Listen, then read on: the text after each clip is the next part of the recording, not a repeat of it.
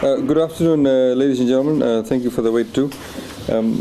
We were going to have a press conference on Help for Homes initiative. I know many of you have been interested in respect of what is happening with the Help for Homes initiative. We have been having a number of series of meetings with all the hardware providers, etc. But we've also, I know many of you have also approached us regarding the InstaCharge app. So I just want to very quickly deal with that because it's our main focus today is, of course, the Help for Homes initiative. Of course, from what we understand, the InstaCharge app is not yet for sale. It won't be without the mobile providers, Digicel and Vodafone, giving it the thumbs up. So there's no risk whatsoever to consumers, and we believe that there's enough protection for consumers. A lot of issues have been raised whether consumers would be duped into getting this. As far as we know, that there is no sale of the app yet. Nobody has actually downloaded the app yet, and that we have enough laws in Fiji to actually protect consumers. And of course the consumers have a redress mechanism through the Consumer Council of Fiji, through the Commerce Commission, to be able to take up those issues. As you know, that notwithstanding the fact the Prime Minister was there, he merely used the opportunity to outline the great strides we have made in Fiji in the ICT sector. He used that opportunity, the level of mobile penetration, the level of access to internet, the significant increase on internet, and of course the government telecentres, etc. that have been set up, and many of the mobile phone companies that are actually now providing services that hitherto had not been provided. As you know, ATH has also been into the acquisition mode too. Some of you may know about this, that they have in fact put in bids for acquisition in Samoa, and currently we understand they're looking at some of the Melanesian countries too. So he used the occasion to actually highlight Fiji's position in the ICT sector. He did not at any stage endorse the product. He did not say the product works. He did not say, I'm pleased to launch this application. He essentially used the opportunity to highlight the fact that Fiji has made great strides in in telecommunications, in particular in the ICT sector. Of course, there are other people there too. We had some heads of missions there too, who were at the launch. We had somebody also from, I think the head of Digicel was also there, from what we understand. It does not mean that by their mere presence that they were saying that the application works. So I think there has been a bit of misplacement of endorsement and etc. But I think that the point of the matter is that there are two significant issues, that there was no endorsement by government as such for the product, nor did we say the application was working, nor did the Prime Minister say that. He merely used the occasion to highlight the ICT development in Fiji. And of course, as we've seen recently, you saw in the press that we've had a couple of ICT companies set up in Fiji. More jobs are being created in that respect. And also the second point is that should there be any issues pertaining to consumer rights being in any way breached, we have enough protection. We also have the Fair Trading Act that's in place. We also have the Commerce Commission. We have the Consumer Council of Fiji. So all of that can be put to rest. Now, I assume I can move along. That answers all your questions. Okay, thank you very much. Now, the reason why we are here, as you know, as we talked about the Help for Homes initiative, we have been actually concerned about some of the hardware companies in respect of their delivery rates. Some of them have performed really well. So we can publicly say that companies that have done really well and have 100% attainment of delivery, Kasabias, Dials, Refrigeration Electrical Services Limited, CBS Power Solutions Fiji Limited. There's a couple of, and there's one, of course, in Rakiraki, Keswan Raju Trading, which has got about 95% delivery, almost nearly 100%, and Harun's Hardware in Vanuatu, which is about 96%. Now, the second trench, of course, as you know, we've allocated $20 million in the budget, and that will be that'll commence within the next 2 weeks. The Ministry of Women Poverty Alleviation is on standby, and the logistics will be put in place very soon. In about a week and a half's time, we'll be able to have the second trench go out. But in the second trench, Vinod Patel and RC Manubai won't be part of the second trench until they fulfill more of the orders, because they are still way behind in respect of their delivery rates. We also have Carpenters that is yet to complete its delivery in Taveuni. They've essentially completed all the deliveries all over Fiji, wherever they were required to do so. But Tavuni is somewhere they need to fully complete that. So in the second tranche, we'll be putting that out, and the companies that I've just read out, Kasabi's, Dayal's, Refrigeration Electrical Services Limited, CBS Power Solutions, Kashwan Raju Trading in Raki, and Harun's Hardware will be, and as soon as Carpenters finishes Tavuni, they'll also be brought into the second phase too. The other two companies, Vinod Patel and RC Manubai, will only be allowed in the second tranche once they've completed their current orders that are outstanding. We have also said to them that they need to pay us interest, and they've essentially agreed to that. We are formalizing that by way of a letter this week. So they'll be paying interest rates, and they'll also be paying penalty charges now, because we cannot essentially have them not deliver and not be penalized for that.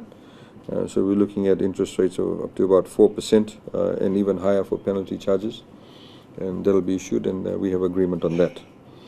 There's also been some interesting practical issues that have emanated. We have found, because one of the requirements is that the hardware must be delivered to the people who've actually ordered it, so they have phone contacts, etc. So we've had some issues where people have, are not answering their phones, or they're not available. Some people have gone overseas for a holiday. Some people have moved places. Some people are saying, we don't want it now because I'm not ready for it now. We've had a village in Lomai Viti that's saying that we want only delivery of 5 homes at a time. So logistically, obviously, that becomes a bit difficult, because normally you load a ship and you take it to an island as much as possible, as much of the load as possible. There are some people who have said, well, we don't want it anymore. So we are also in the next 1 week carrying out further audit, inspections or trials to see exactly how many people don't want it anymore, exactly how many people cannot be located. Some of them have obviously said that because we already had our home built, so we don't really need it now. So there are some people like that. There is one supply that is short in Fiji at the moment, and so timber is sorted out, steel is sorted out, the corrugated tin is concrete blocks, and we have essentially about 5 major suppliers of concrete blocks: Basic Industry, Pioneer Concrete, Dragons, Dayals, and Longta. And these are the major suppliers. There may be 1 or 2 other smaller suppliers. But for example, Vinod Patel requires 1 million concrete blocks to fulfill the demand. Standard Concrete, RC Manubai requires about 250,000 concrete blocks. Carpenters requires about 40,000 concrete blocks. And the local suppliers aren't able to meet the demand. It should also be noted that some of these companies also export, and they get a higher price for exporting. So they're obviously giving priority to the export market. So we hope to, in the next couple of weeks, have a discussion with them to see if they can provide the focus on supplying the local market first, the local demand, in particular for the Health for Homes. There is unprecedented construction taking place in Fiji at the moment. So, as you know, with the tenders already for a number of schools already been given out, they require concrete blocks. We have a lot of factories being built at the moment. We have, hotels being built. So there's a lot of pressure on the supply side of things. And we hope to talk to some of the suppliers, the major suppliers, to see if they can, at least for the next few weeks, focus more on fulfilling the demands of the local market. And if they can do that, then we'll be able to get over many of these non-delivery or partial delivery of hardware material to these people. But we are also happy to announce a huge number of people have already built their homes. As you know, that some people did not necessarily require concrete blocks. Some people actually just simply required the corrugated tin, they required the timber, they required electrical cables, they required the strapping, and that's all in the market, and that's all been supplied. There are some areas where there was issues pertaining to actual logistics, so we're working on them. A lot of the hardware companies have actually hired more trucks. We've also now, apart from that, government separately is also paying for the delivery to the islands, apart from the the actual hardware material. We actually buying space, and Gounder Shipping actually has been providing that opportunity for us to be able to deliver these hardware materials. So we wanted to give you an update, and also essentially to again highlight that we'll be going out into the red zone again through the Ministry of Poverty Elevation for those areas or those homes that had missed out.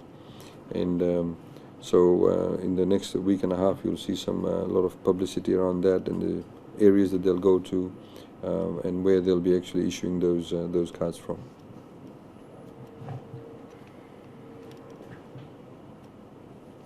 Any questions?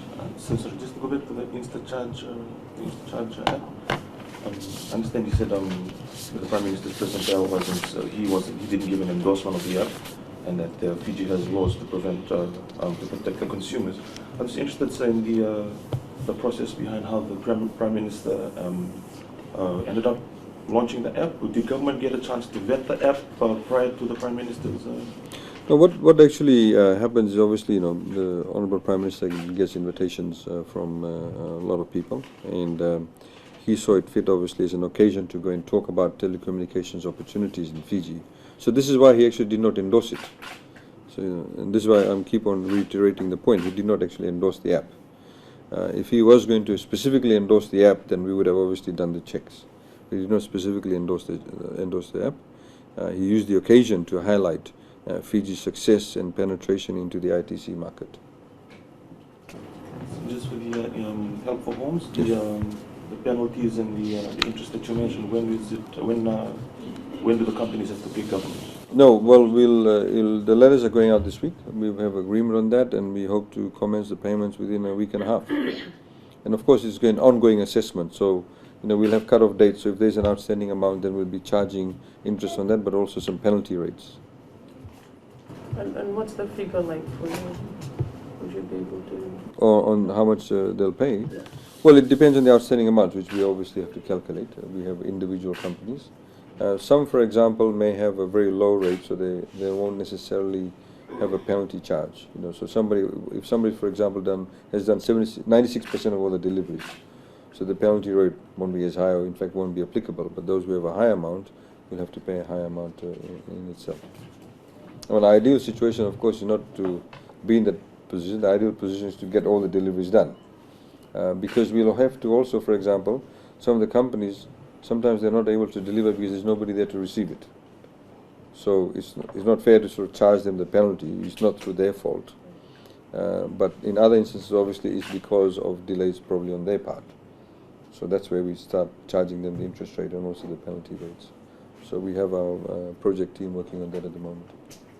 So just for the second tranche, is there a timeline over which the government expects it to be delivered?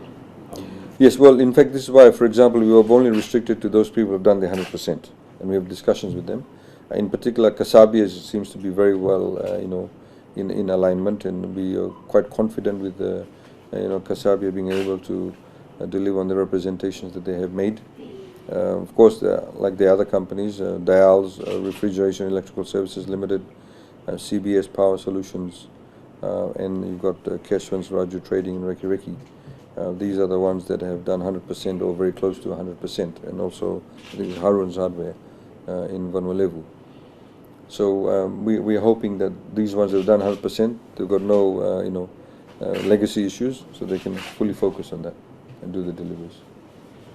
So how many affected families have been assisted in the first tranche? We don't have the exact figures yet. We've got in terms of the percentages of the deliveries, and see the other issue is that some people have got partial deliveries. A lot of the people, there's a lot of places where people have said, we don't want it now because we don't have a carpenter to build. So in fact, it forms part of the partial delivery, because they may have delivered half of the things. They said, oh, please stop, we don't want it anymore. Only when we get somebody to put it up for us, only then do we want it.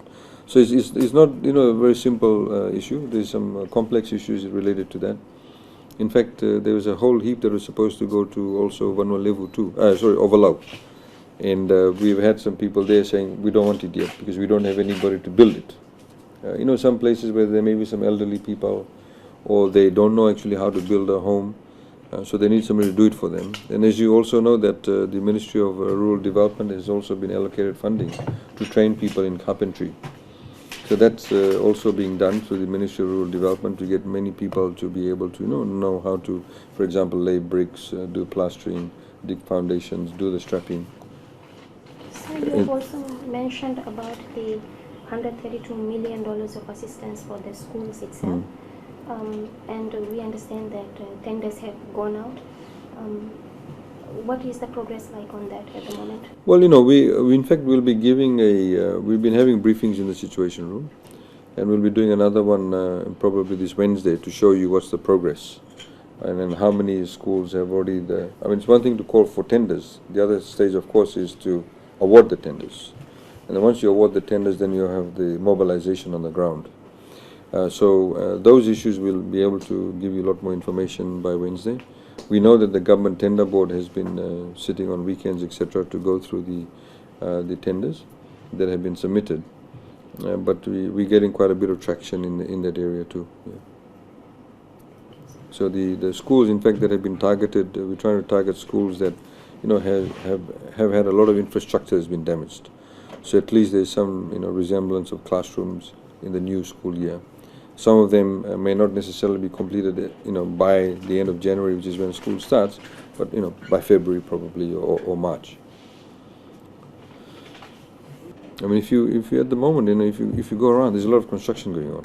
I mean, you got a lot of warehouses are being built. There's a massive one being built just behind the Vodafone Arena by Roops. It's massive. You go to opposite Nandi Airport, you've got the Moti Buyers one being done. There are various other factories. A lot of homes are being renovated. So there's a lot of pressure on supply. Now at the moment, of course, there's no issue regarding timber and steel, but there's issues regarding concrete blocks. Construction is always a good sign that the economy is moving. But of course, you need the supplies also there too. So it shows that there's an opportunity for growth in the supply end. There were some people also, sir, who have provided wrong information to government to get assistance under the Help for Home initiative. What have we done about that, the government? Well, as you know, some people have been charged. There's an audit team that sits within the Ministry of Economy that has carried out random checks, or when people actually inform us. Some people actually do engage in whistleblowing. So through that, we've been able to ascertain. And of course, once they do the audit, they follow up with those individuals, and if the matter is, they believe that there is sufficient material available to give to the police to charge people, then they do that, and that obviously has its own process. Okay, thank you. Maka.